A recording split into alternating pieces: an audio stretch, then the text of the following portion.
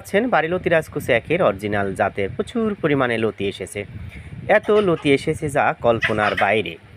আপনি 33% যদি 4200 থেকে 4500 চারা রোপণ করেন তাহলে মোটামুটি প্রতি সপ্তাহে ফুল প্রোডাকশনে 7 থেকে 8 মণ লতি অনায়াসে উত্তোলন করতে পারবেন। চারা থেকে চারার দূরত্ব 1 হাত এবং সারি থেকে সারির দূরত্ব 1.5 হাত। এই হিসাবে প্রতি শতকে চারা রোপণ করতে হয় 130 পিস।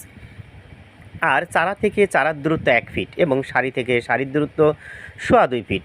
এই হিসাবে প্রতি শতকে চারা রোপণ করতে হয় 150 পিস।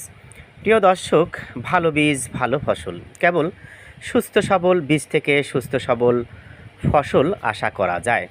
আমরা অত্যন্ত যত্ন সহকারে বাড়িলতি রাজকুচি একের বীজ পুল পোয়া বা চারা উৎপাদন করে থাকি।